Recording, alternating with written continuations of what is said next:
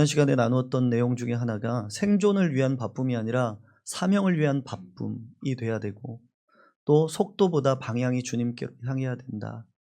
그래서 우리가 러닝머신에서 내려와서 목적지를 향해 주님과 함께 걸어가야 된다라는 말씀을 나눴습니다. 기억하십니까?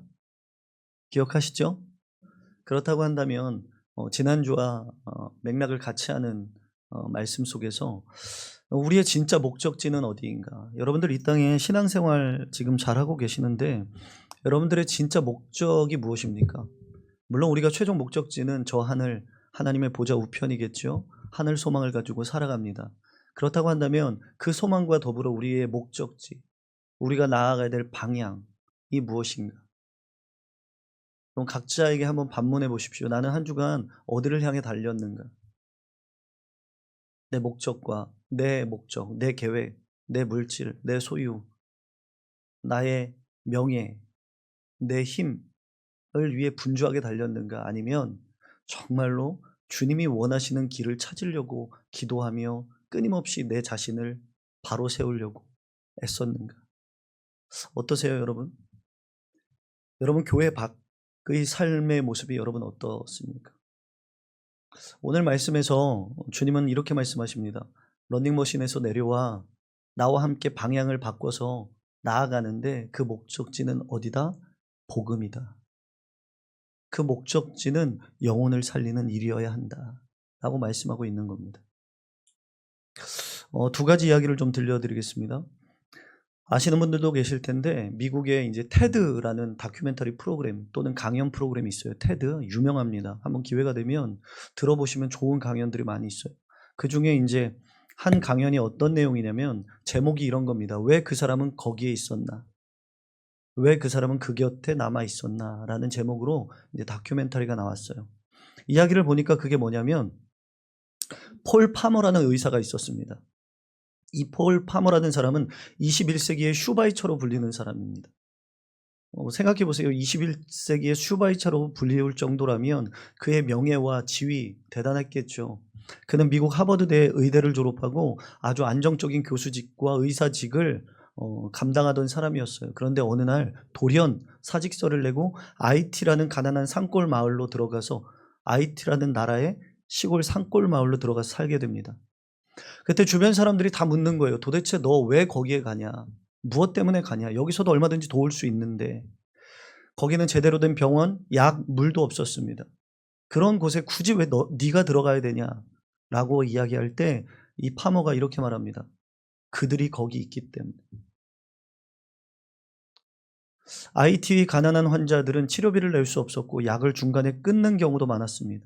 그래서 다양한 국제기구들이 도왔지만 이게 현실적으로 이게 답이 없는 거예요. 그러니까 국제적인 그 사람들을 돕는 기구들조차도 이렇게 말합니다. 그 정도면 최선을 다한 겁니다. 현실적으로 쉽지 않은 일입니다. 이렇게 이야기하는 거예요. 그러나 이 폴 파머는요, 끝까지 포기하지 않았습니다.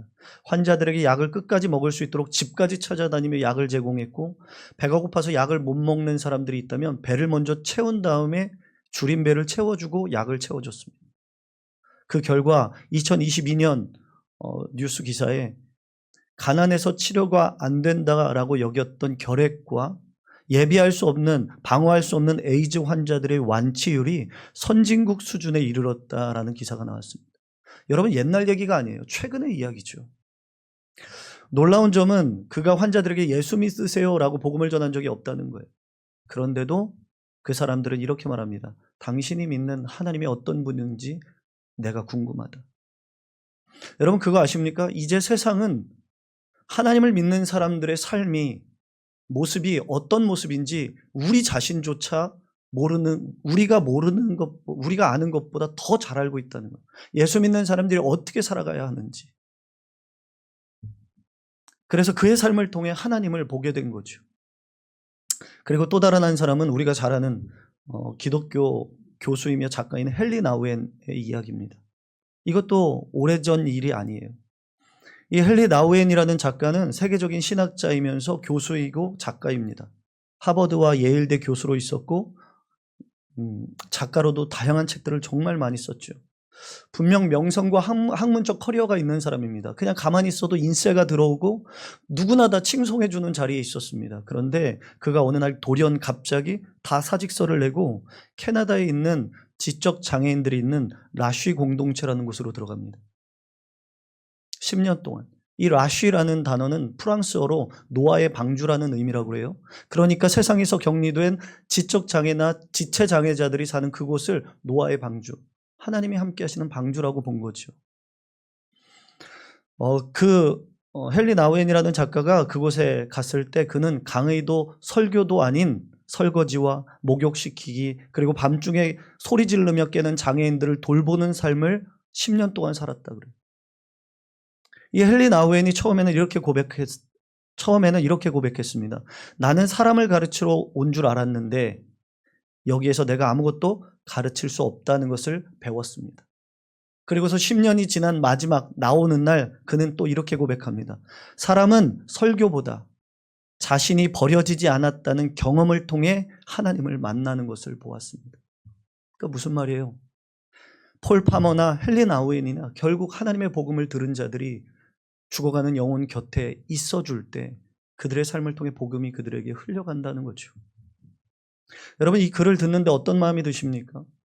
오늘날 같은 동시대에 사는 수많은 사람들 사이에 누군가는 하나님을 통해 얻으려고 하고 취하려고 하고 성취하려고 애쓰며 간구하고 살아갑니다. 그런데 동시대에 어떤 사람들은 내게 허락된 작은 것을 가지고도 나누며 내어주며 하나님께 영광 올려드리려는 모습들을 가지고 살아갑니다. 여러분, 우리의 모습은 어떻습니까? 저와 여러분들의 한 주간의 삶은 어땠습니까? 사람들은 하나님을 통해 무언가를 얻으려고 합니다. 그래서 구합니다. 하지만 모든 것에는 목적이 있듯이 하나님께서 우리를 죽기까지 사랑하신 이유가 있지 않겠습니까? 정말로 자신이 눈에 넣어도 아프지 않을 독생자 예수 그리스도를 이 땅에 보내신 목적이 있지 않겠습니까? 그 목적이 여러분 생각해 보셨어요? 단순히 우리가 잘 먹고 잘 살며 이 땅 가운데 평안함을 위해서 주님이 오셨을까? 그렇지 않다는 거죠.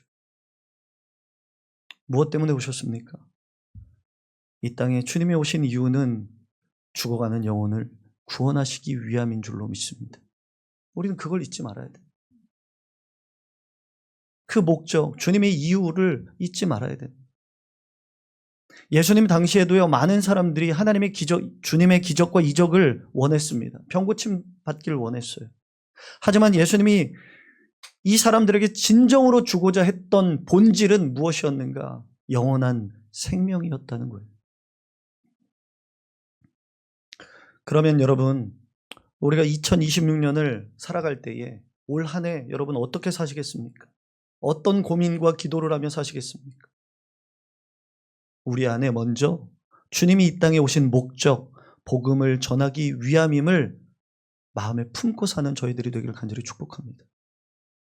35절에서 39절을 세 번역으로 읽어드리면 이렇습니다. 예수께서 그들에게 말씀하셨다. 가까운 여러 고을로 가자. 거기서도 내가 말씀을 선포해야 하겠다. 나는 이 일을 하러 왔노라. 뭐 하러 오셨다는 거예요? 이 일을 하러 왔다. 누가? 주님이. 이 일이 뭡니까? 복음 전함. 죽어가는 영혼들에게 하나님의 복음을 전하는 것. 우리들 또한 우리의 삶의 영역에서 복음 전하기 위해 분주한 자들이 되기를 간절히 축복합니다. 예수님이 이른 새벽에 기도하러 나아갑니다. 사역을, 복음을 전하러 나가기 전에 먼저 이른 새벽에 기도를 하러 나아가십니다. 여러분, 이 부분이 우리에게 정말 중요합니다. 이 땅 가운데 복음을 흘려보내고 복음을 이웃에게 나눠주며 살기 위해서 이 부분이 너무 중요해요. 왜 중요한가? 하나님의 뜻을 이 땅 가운데 살아가면서 구현하기 위해 항상 주님은 먼저 기도의 자리에 있었다는 거예요. 여러분, 우리가 바쁘고 분주한 일상 속에서 하나님의 뜻을 구하기 위한 기도의 시간이 필요하다는 거예요. 한적한 곳, 조용한 곳에서 하나님과의 깊은 사귐과 교제의 시간이 필요하다는 거예요. 왜 그렇습니까? 그렇지 않으면 예수님의 제자들이 어땠어요? 신약 성경을 보면 주님과 동거동락하면서도 주님의 마음과 뜻과 주님의 목적을 알지 못하고 늘 자신들이 위에 있길 원하고 누리길 원하고 주님, 내가 모시는 주님이 남들에게 칭송받으면 그게 좋아서 쫓아다녔다는 거죠. 왜 그럴까? 주님이 무엇을 원하시는지 깨닫지 못했기 때문에. 많은 사람들은 예수님이 행하신 이적과 기적 때문에 주님을 찾았습니다. 그들이 예수님께 원한 것은 병을 고치고 귀신을 쫓는 이적뿐이었습니다. 그런데 재밌는 것은 제자들조차도 예수님을 따르는 목적이 다른 무리들과 크게 다르지 않았다는 거예요. 여러분, 우리는 어떻습니까? 이게 남의 이야기인가? 정말로 이게 제자들만의 이야기인가? 우리는요, 주님의 기도를 유심히 봐야 됩니다. 오늘 본문에 보면 제자들이 이렇게 말합니다. 예수님, 모든 사람이 주님을 찾습니다. 주님을 찾습니다. 왜 찾습니까? 세상적인 관점에서 보면 지금 예수님은 성공한 목회자입니다. 목회적 성공을 이루었어요. 왜? 상상을 해보세요. 목회자가 우리 교회 안에서 제가 누군가를 병을 고쳤어요. 그렇게 되면 어떻게 될까요? 정말 수많은 아픈 자들이 이 교회를 찾지 않겠습니까? 몇 터지지 않겠습니까? 실제로 서울에 그런 교회가 있어요. 그러나 주님은 뭐라고 말씀하십니까? 제자들은 그게 좋았어요. 인기가 절정에 달했습니다. 보통 사람이라면 그곳에 머물러 있고 싶을 거예요. 사람들이 나를 칭찬해주고 방방 띄워주는데 잘한다 하는데 얼마나 좋습니까? 그 성공을 누리고 싶을 거예요.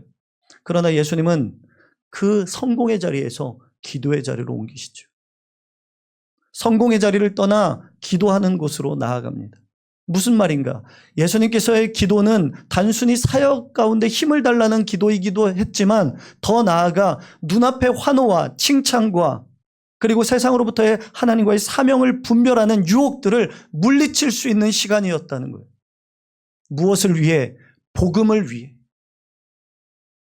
우리에게 이런 시간이 필요하다는 겁니다. 사역에 앞서 단순히 지혜를 구하는 기도도 할 수 있지만 그것을 넘어 정말 내게 주어진 사역의 자리에, 내 삶의 자리에, 내 일터에서 나를 하나님이 이곳으로 부르신 이유와 목적이 무엇인가?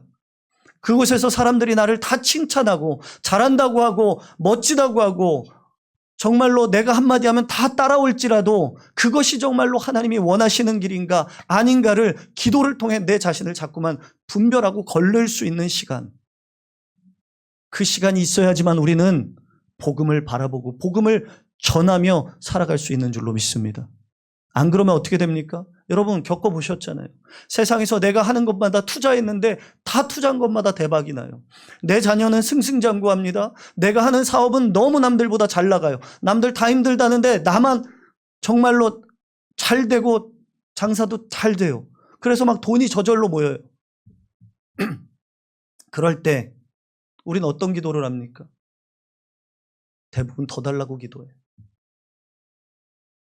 하나님, 이렇게 잘 되는 가운데 또는 어려운 가운데 내 자리에서 나를 통해 하나님의 복음이 어떻게 흘러가야 합니까? 라고 기도하지 않고 거의 대부분은 이 칭찬과 칭송에 들떠서 더 그것들을 요구하고 원하고 바란다는 거예요. 지금 제자들의 꼴이 딱 그렇지 않습니까? 공생의 기간 주님을 따랐음에도 주님의 말씀을 그토록 많이 들었음에도 그들은 주님을 통해 자신들이 무엇을 누릴까만을 지금 보고 있어요.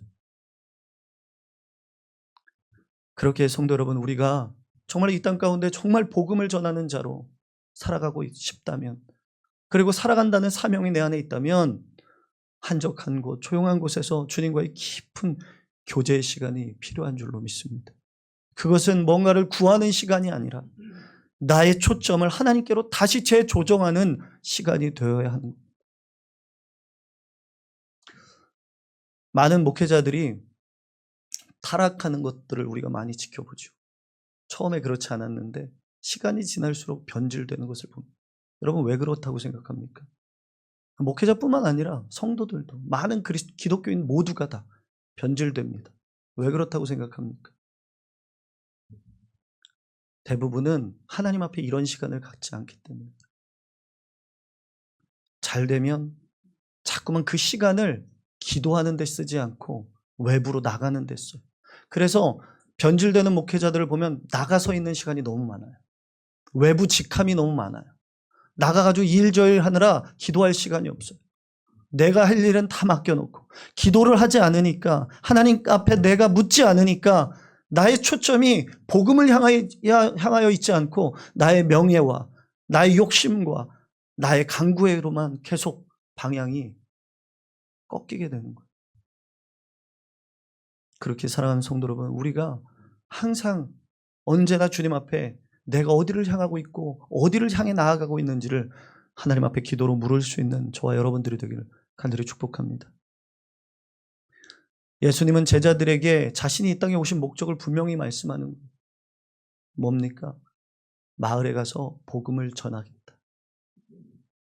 예수님은 하나님의 복음을 전하기 위해 온 인류를 구원하시기 위해 이 땅에 오신 줄로 믿습니다. 단순히 우리의 안위와 여러분들의 잘 먹고 잘 삶과 나의 평안과 우리의 어떤 세상에서의 명예를 위해서 우리가 원하는 것을 해결해 주기 위해서 이 땅에 오신 것이 아니라는 거죠. 병고침이나 이적도 결국은 하나님 나라 복음을 전하기 위한 도구일 뿐이라는 사실을 깨닫기를 간절히 축복합니다. 믿는 자의 삶의 목적이 병고침이 아니라, 문제 해결이 아니라 복음에 있어야 됩니다. 하나님 나라에 집중되어야 되는 거예요. 여러분, 우리가 세상 속에서 교회 공동체 안에서 우리가 하는 모든 구제와 복지와 선교, 사랑 나눔, 이 모든 것은 결국 복음을 전하는 도구가 되어야 하는 겁니다. 크게 목적이 되어서는 안 돼요. 그래서 사도행전 2장 11절에 보면 초대교회 마가의 다락방에서 성령이 임재함으로 120명의 성도들이 각기 다른 방언을 받지 않습니까? 성령 충만함으로. 놀라운 사건이 벌어지죠. 그런데 사도행전 2장 11절 하반절에 보니까 어떤 말씀이 나오냐면 각 언어로 하나님의 큰 일을 말함을 듣도다라고 말합니다. 언어는 다 달랐지만 그들이 공통적으로 다른 언어가 한 곳을 향해 가는데 그건 뭐냐? 복음의 기쁜 소식.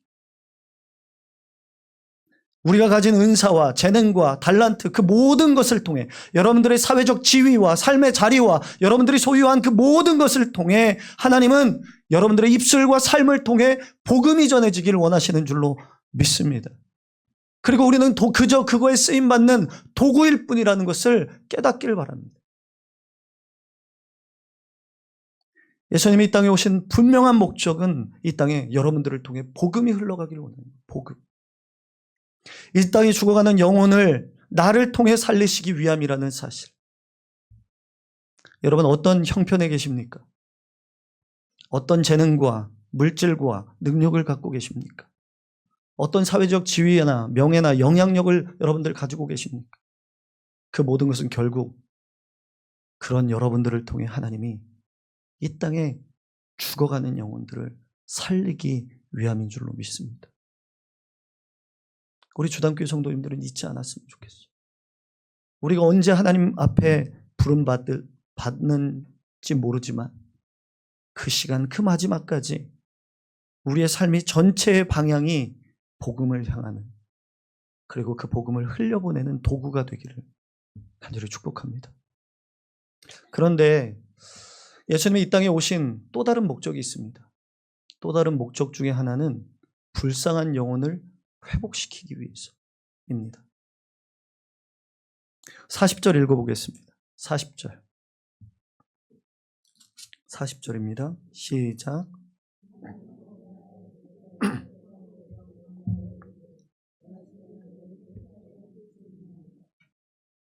여러분, 복음을 세상 가운데 내게 가진 달란트와 재능과 능력으로 흘려보내기 위해서 우리에게 필요한 마음이 있습니다.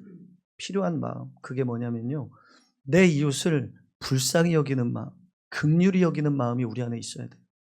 예수님이 그런 마음이 있으셨던 거죠.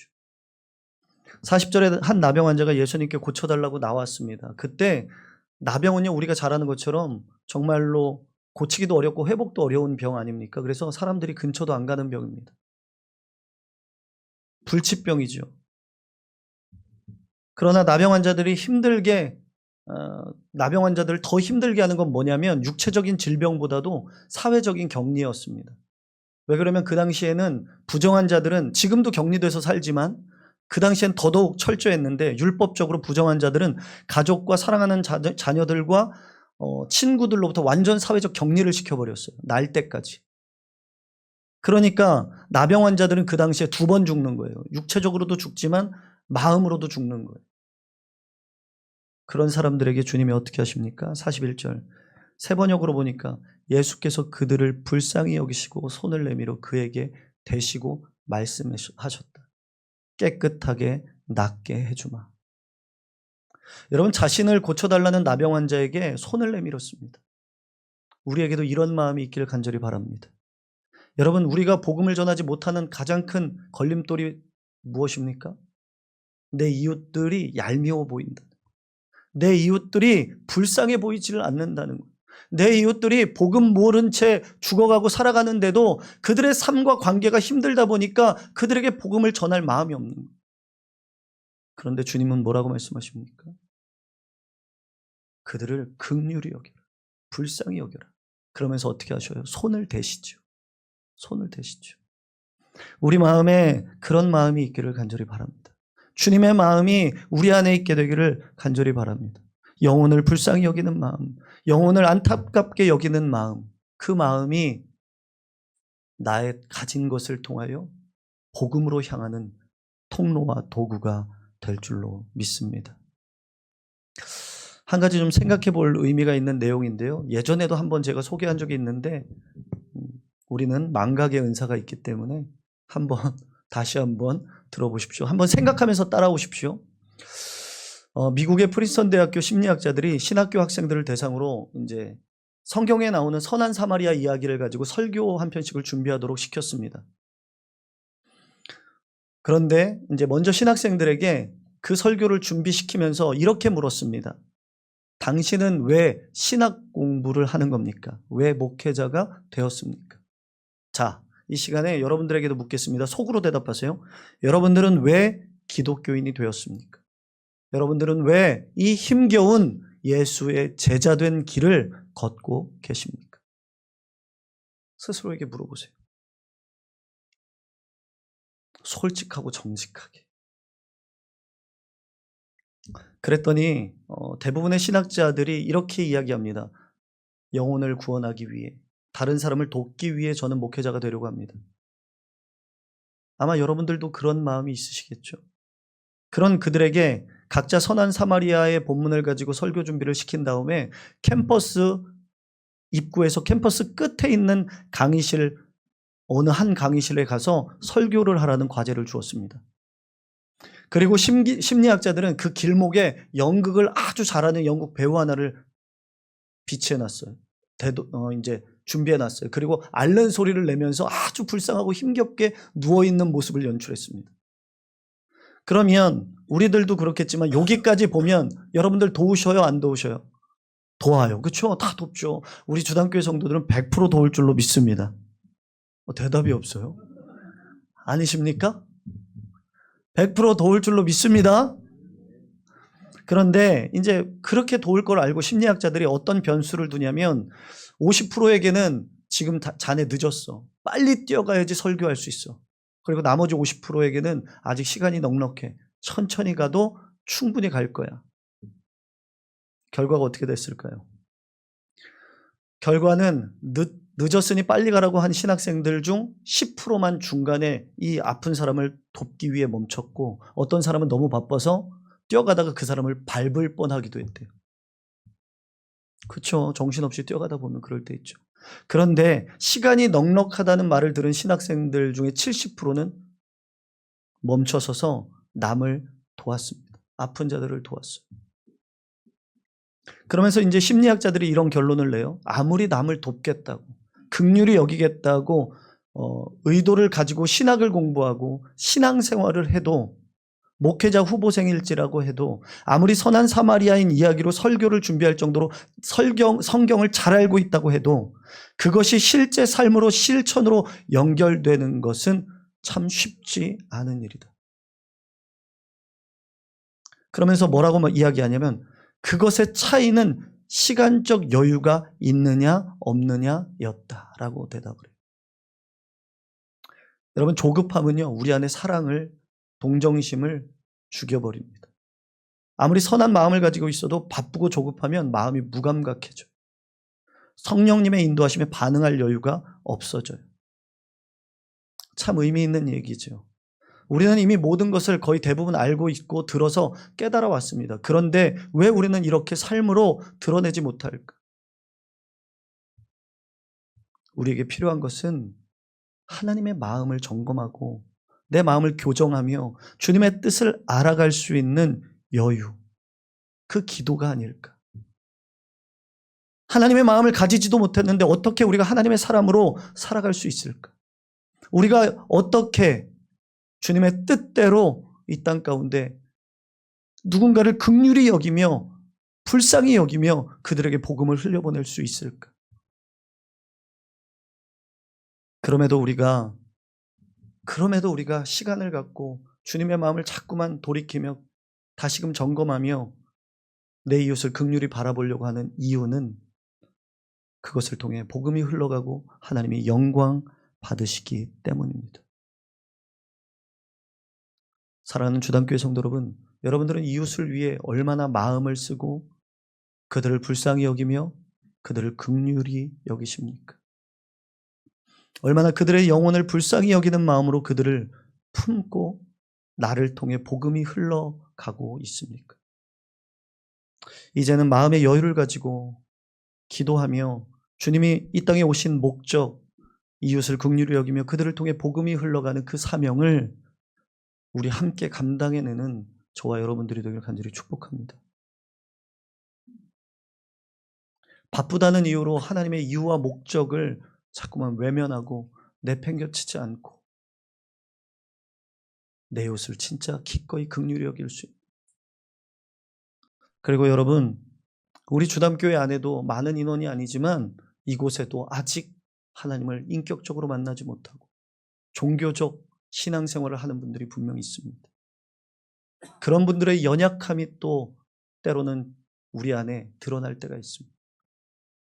그런 자들 또한 우리가 품어주고 기다려주며 그들을 불쌍히 여기며 끊임없이 그들에게 복음을 흘려보낼 수 있는 저와 여러분들이 되기를 간절히 축복합니다.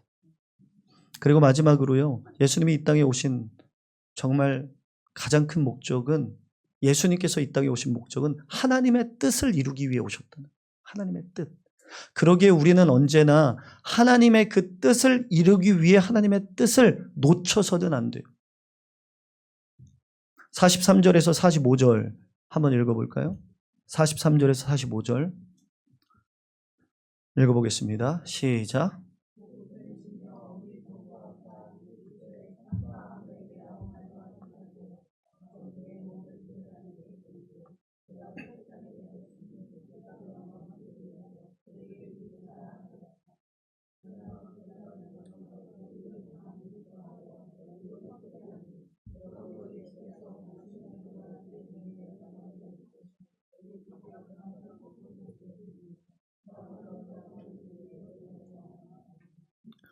여러분, 이 말씀이요 정말 중요한데 한번 보세요.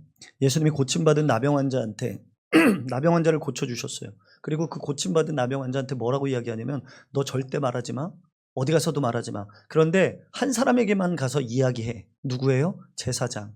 왜냐하면 구약시대도 신약시대도 나병이 걸리면 제사장으로부터 깨끗함 받았다는 확정을 받아야지만 사회적으로부터 격리됨이 풀어졌어요.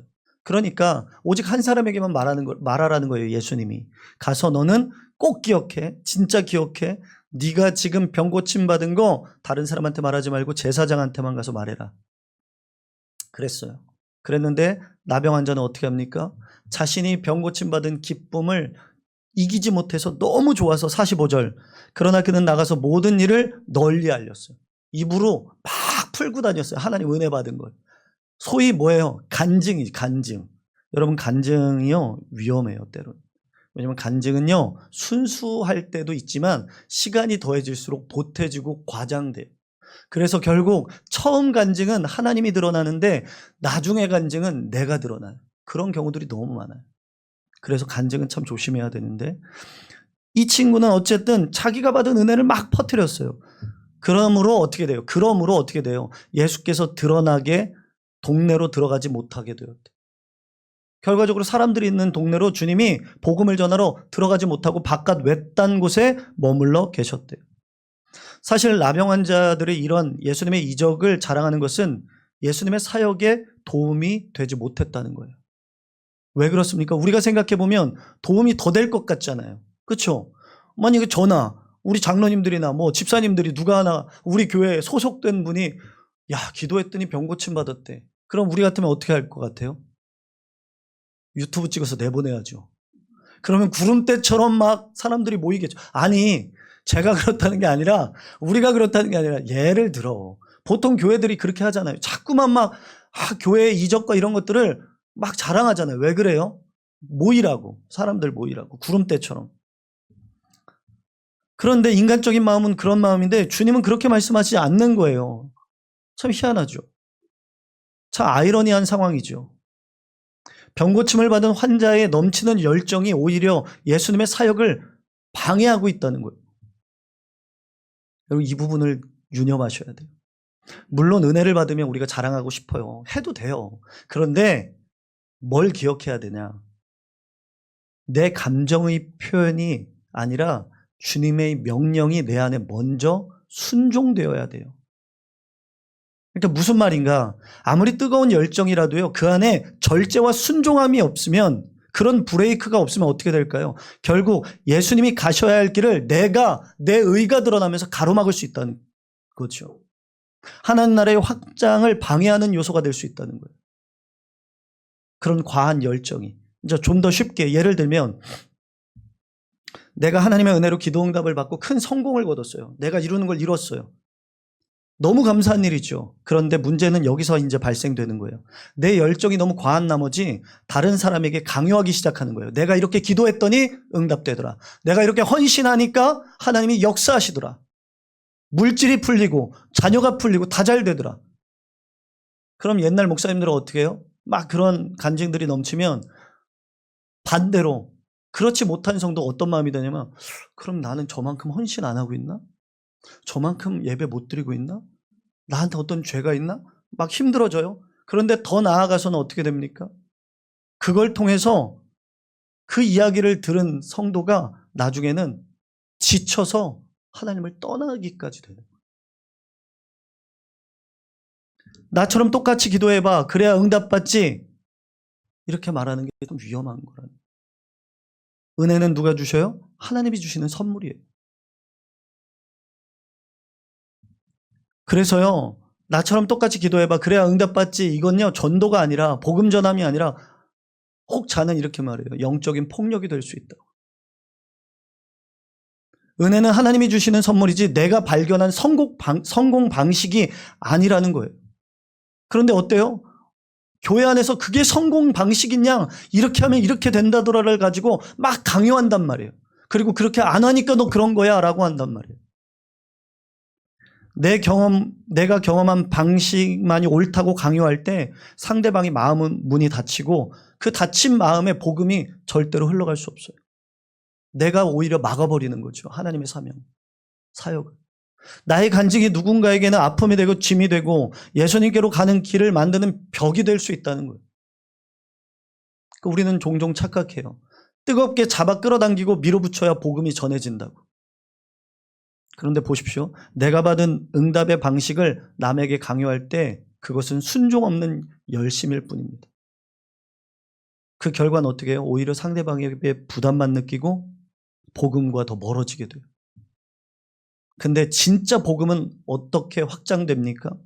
내 방식을 고집하는 것이 아니라 하나님의 때를 기다려주는 절제와 겸손과 순종이 내 안에 있을 때. 오늘 본문의 환자가 침묵하라는 말씀에 순종했더라면 아마 주님께서 그 마을로 들어가셔서 더 많은 자들이 하나님께로 나오는 역사가 일어나지 않았겠습니까?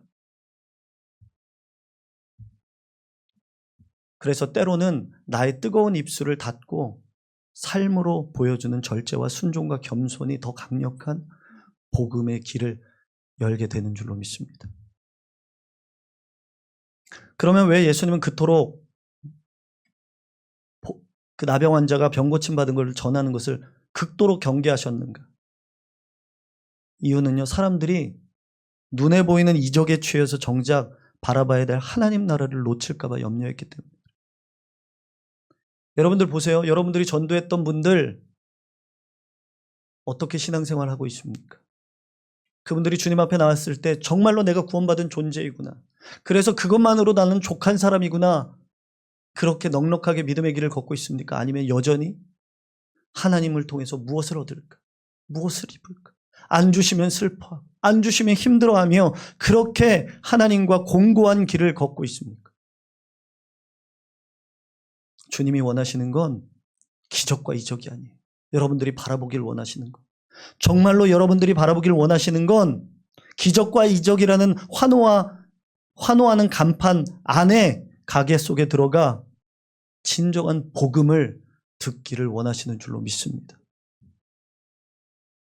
그래서 우리는 우리 스스로에게 중요한 질문을 던져야 돼요.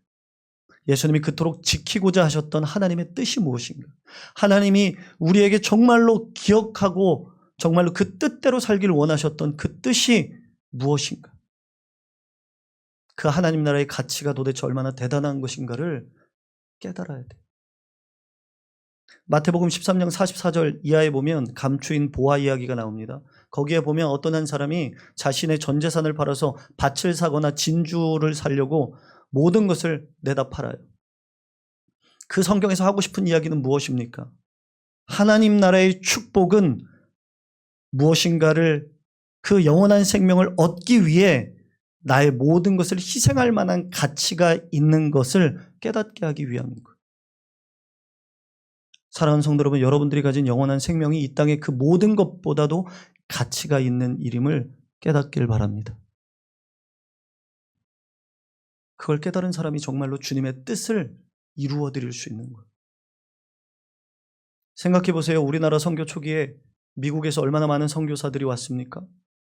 다들 장래가 정말로 촉망받는 의사들, 교육가들, 능력가들이 자신의 평안함과 안전을 다 포기하고 이 땅에 와서 복음을 전한 거 아닙니까? 그리고 오늘 이 시간에도 여전히 수많은 선교사들이 정말로 미전도 종족에 들어가서 정말 질병과 싸우면서 그들에게 복음을 전하고 있고, 또 누군가는 억대 연봉과 멋진 집과 차를 버리면서까지 빈곤에 시달리는 가난한 나라에 들어가서 우물을 파주고 그들에게 깨끗한 물을 먹이며 복음을 전하는 자들이 있습니다. 도대체 그들이 그렇게 할 수 있는 이유가 무엇인가? 그들은 하나님 나라의 가치, 그 영원한 가치를 찾았기 때문, 깨달았기 때문. 하나님이 이 땅 가운데 우리를 통해 이루고자 하시는 것이 영혼을 살리고 복음이 전해지는 것임을 깨달았기 때문입니다. 사랑하는 성도 여러분, 이 땅에 주의 자녀로 우리의 생명이 다하는 그날까지 내게 주어진 그 모든 것들을 통해서 한 사람이라도 영혼을 살리고 한 사람에게라도 영혼의 살림을 위해 복음을 흘려보낼 수 있는 우리 주담교회 식구들이 되기를 간절히 축복합니다. 그리고 그것이 여러분들을 지금 여러분들의 자리에 보내신 이유와 목적임을 잊지 않길 바랍니다. 그리고 그런 사역은요, 여러분들이 이 땅 가운데 가장 가치 있는 일입니다. 마지막으로 한옥 목사님이 쓴 책이 있는데요. 아멘, 그 다음이 중요하다라는 책이 있어요. 이 책에 보니까 서문에 이렇게 씁니다. 한옥 목사님이 예배 시간에 눈물 흘리고 은혜를 받아도 변하지 않는 성도들, 분명히 말씀에는 아멘을 했는데 세상과 똑같은 사람들, 그래서 아멘 다음이 중요하다는 것이다. 우리가 하나님 앞에 나와서 은혜를 누리고 체험하고 감격할 수도 있고, 죄를 사함받아서 죄 가운데 자유하고 그 자유함을 누릴 수 있는 은혜가 있다고 즐거워할 수 있다. 그런데 정작 정말 중요한 것은 그 아멘 다음에 우리가 어떻게 살아가는가이다. 정말 의미가 있죠. 우리는 수많은 아멘을 합니다. 기도 가운데, 말씀 가운데. 여러분, 우리 가운데 아멘 다음의 삶이 있습니까? 이제 우리는 설교의 첫머리에서 만났던 폴 파머와 헨리 나우엔을 다시 한번 떠올려 보시기 바랍니다. 그들은 왜 화려한 명예와 지위, 직장, 그것들을 버리고 가난한 산골 IT 마을, IT의 산골 마을, 장애인 공동체, 설거지 통 앞으로 달려갔을까? 답은 단 하나입니다. 그들은 자기의 성공이나 이적과 기적을 바란 것이 아니라 하나님 나라 그 본질을 가치 있게 보았기 때문에, 깨달았기 때문에, 그 가치가 자신들의 인생에 너무 컸기 때문에 그들은 자신의 것을 기꺼이 놓고 그곳을 향해 달려 나아갈 수 있었던 것입니다. 바라기는 우리 주담교회 모든 공동체가, 저를 포함한 우리 모든 지체들이 이 땅에 사는 날 동안 나의 삶을 통하여 내 이웃들을 긍휼히 여기며 그들에게 복음이 흘러가고 그들의 영혼이 구원받고 그들이 하나님께로 돌아올 수 있는 길을 여는 저와 여러분들이 되기를 간절히 축복합니다.